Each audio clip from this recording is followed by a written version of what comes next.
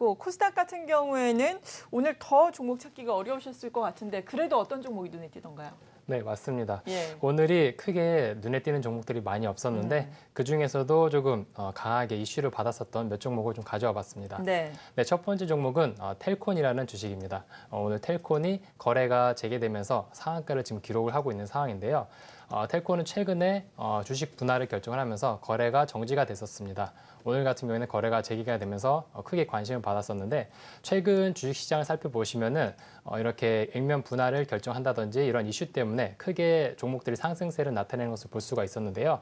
이런 텔콘도 이러한 영향으로 조금 강세를 나타냈었고 여기에 추가적으로 텔콘이 지분을 가지고 있는 이 비보존이 그 비마약성 진통제 신약을 임상 이상을 완료를 했다는 소식 때문에 추가적인 강세가 나타나고 있는 그런 상황입니다. 네. 이 비보존 같은 경우에는 이 텔콘이 지난 8월 달에 지분을 45% 정도 늘리면서 최대 주주가 됐었는데요. 이 비보존 같은 경우에는 비마약성 진통제 신약 후보 물질을 가지고 있고 그리고 다양한 이제 진통제 관련 원천 기술을 가지고 있기 때문에 이런 비마약성 진통제 시장 같은 경우에는 지금 한 4조 원 규모로 이제 시장이 80조 원 규모로 시장이 형성되어 있습니다. 이렇게 이제 비보존이 새로운 신약 후보 물질을 시장에 내놓게 되면은 수조 원의 매출이 가능하기 때문에 그런 성장 동력이 좀 작용을 할 수 있을 것으로 그렇게 예상되고 있는 네. 상황입니다. 그리고 그 다음 종목은 화이브라더스입니다. 지금 화이브라더스가 장 초반에 소폭 반등세를 나타냈는데 지금은 전체적인 코스닥 시장이 좀 부진하면서 동반 차익 물량들의 좀 약세를 나타내는 상황인데요. 화이브라더스 같은 경우에는 국내 시각 특수 효과 업체죠. 매드맨 포스트를 인수를 한다는 소식 때문에 강세를 나타냈었는데 매드맨 포스트 같은 경우에는 화이브라더스의 그 영화 산업 쪽 후반부 시각 특수 효과 작업을 많이 담당을 했었습니다. 매드맨 포스트가 이제 국내 영화 같은 경우에는 태극기 휘날리며 그리고 최근에 개봉한 터널의 이제 시각 관련 특수 효과를 담당을 했었는데 그렇게 그 화이브라더스가 새롭게 이제 매드맨 포스트를 인수를 하면서 사업 다각화를 위해 노력을 하고 있는 그런 모습을 보입니다. 원래 이제 화이브라더스 같은 경우에는 기존의 사명이 시멘터였죠.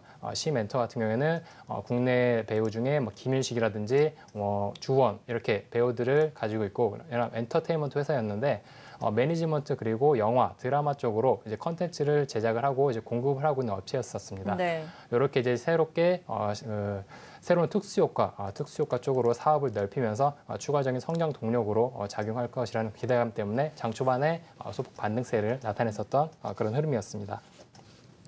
네, 그 다음 종목은 엑셈입니다.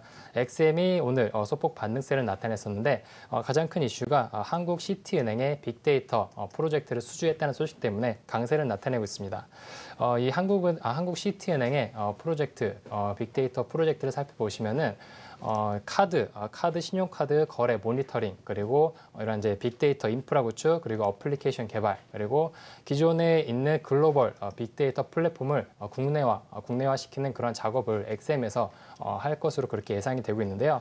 앞으로 이제 1년 9개월 정도 계속적으로 이러한 작업이 이루어질 수 있을 것이라고 그렇게 생각되고 있습니다. 그동안 이제 개인정보법 보호법 때문에 이런 빅데이터를 활용을 할 수 있는 범위라든지 적용처가 굉장히 적었습니다. 하지만 그 지난 7월이죠. 7월 달에 정부 쪽에서 개인정보 비식별 조치 가이드라인을 새롭게 발표를 했습니다. 이렇게 가이드라인을 발표를 하면서 금융권에서는 이런 개인정보, 개인들의 정보를 이용을 해서 보다 다양한 곳에서 이런 활용이 가능할 것이라는 그런 기대감 때문에 조금 금융권의 긍정적인 좀 호재로 작용할 수 있을 것 같고요. 시티은행 같은 경우에는 기존에 이런 빅데이터를 이용을 해서 대출 심사를 한다거나 아니면은 여러 가지 보험 손해율을 적용을 한다거나 이런 쪽으로 많이 사업을 했었습니다. 이렇게 이제 빅데이터를 새롭게 구축을 하면서 국내 시장에서도 이런 게 빅데이터를 이용한 다양한 금융권에서 활용이 가능할 것으로 그렇게 예상되고 있습니다. 네. 네, 그 다음 종목은 카카오입니다. 카카오가 시가총액 상위 종목들 중에서 조금 부진한 흐름을 좀 이어가고 있는 상황인데요. 카카오가 최근에 카카오 드라이브죠. 카카오 드라이브를 내놓으면서 시장에 크게 관심을 받았었는데 그전에는 크게 고객들이 많이 늘어나지 않았었습니다. 근데 최근에는 고객들이 직접 이 카카오 드라이브의 비용을 입력을 할 수 있고 그리고 자신이 직접 이제 비용을 적용할 수 있다는 그런 기대감이 좀 작용을 하면서 기존에 비해서 이제 카카오 드라이브를 이용한 이용자가 한 2배 정도 늘었다고 합니다. 이런 부분이 좀 작용을 하면서 앞으로 이제 3분기 또는 4분기에 실적이 반영이 되면서 긍정적으로 좀 작용할 것으로 예상되고 있는데 아무래도 가장 큰 매출 비중을 차지하고 있는 부분이 이제 카카오의 광고 쪽 부분인데 네. 이런 광고 쪽 부분이 3분기 때 전년 동기에 비해서는 한 1%, 2% 정도 이제 광고 매출이 줄어들 것이라고 그렇게 예상되고 있습니다. 아무래도 광고에 대한 비수기에 접어들었기 때문에 이런 부분이 실적을 좀 둔화시키는 요인으로 좀 작용할 수 있을 것 같고요. 지금 주가도 많이 빠져 있는 상황인데 새롭게 뭐 실적이 강하게 턴어라운드 되지 않는 이상은 조금 힘든 흐름이 좀 이어지지 않을까 그렇게 예상되고 있습니다. 네, 그렇죠. 카카오 같은 경우에는 정말 바닥이 어디일지 모를 정도로 계속해서 미끄럼틀을 타고 내려가고 있는 상황인데 이 정도가 바닥이면 좋겠지만 지금 정도 수준에서도 그다지 긍정적인 평가는 나오지 않고 있어요. 말씀하신 것처럼 카카오 드라이버 서비스 이용자가 지금 급증하고 있다고는 하지만 다른 뭐 O2O 서비스들 같은 경우에는 특별히 이익이 나지 않고 있는 상황. 거기에다가 또 출시가 기대되는 O2O 서비스들이 많지만 또 그만큼 또 마케팅 비용도 들어가야 되잖아요. 네, 맞습니다. 지금으로서는 카카오 어떤 전략이 필요하다고 보세요? 네, 지금으로서는 접근하기 약간은 어려운 구간이라고 생각됩니다. 예. 지금 추가적으로 실적이 안 나오고 있는 상황에서 무리하게 접근하기에는 조금 무리가 있고 리스크가 있기 때문에 추가적으로 실적을 확인하고 접근하는 전략이 조금 안정적으로 그렇게 생각되고 있습니다. 네, 오늘 여기까지 특징적인 종목들 알아보겠고요.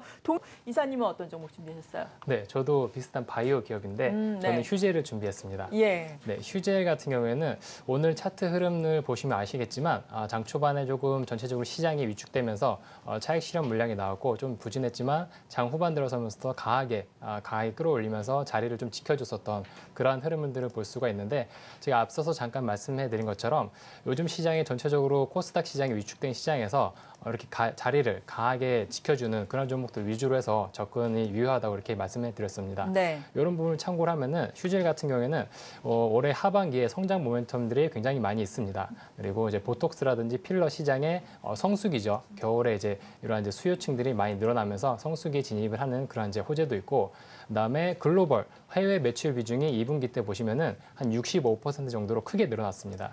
이제 국내 보톡스라든지 필러의 가격보다 해외에 판매되는 가격이 훨씬 높기 때문에 해외에 그 매출이 늘어났다는 것은 그만큼 실적을 추가적으로 이끌어 올릴 수 있다는 그러한 이제 분석이 되겠고요.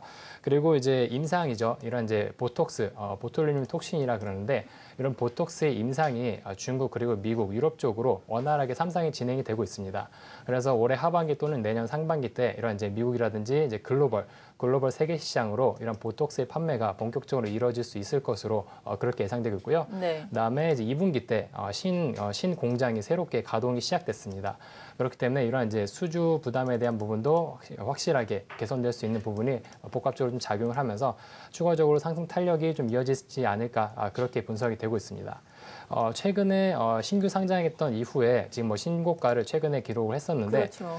상단에 매물대가 없다는 부분도 조금 긍정적인 요인입니다. 만약에 그 위쪽에 매물대가 많이 포진되어 있게 되면은 올라갈 때마다 뭐 차익 실현 물량들이 쏟아지면서 상단을 좀 제한할 요인으로 작용할 수가 있는데 그런 매물대가 없다는 부분 그리고 하반기로 갈수록 실적 모멘텀이 있다는 부분이 조금 이제 휴젤에 긍정적으로 볼 수 있는 부분이라고 그렇게 생각되고 있습니다. 네, 휴젤 말씀하신 것처럼 코스닥 시장에 있지만 역시나 인바디와 마찬가지로 상당히 대형주라고 할 수가 있겠고요. 휴젤 같은 경우에는 뭐 시가총액 인바디보다 훨씬 높으니까요. 거기에다가 뭐 펀더멘탈도 좋고 주가의 흐름도 지금 연일 52주 최고가 경신을 하고 있는 상황인데 말씀하신 것처럼 지금 상장한 지가 얼마 안 돼서 물려있는 물량은 없는 거예요. 그러니까 차익 실현 매물은 없는 상황인데 그래도 또 어느 정도가 갈지가 약간 그래서 가늠이 안 되잖아요. 네.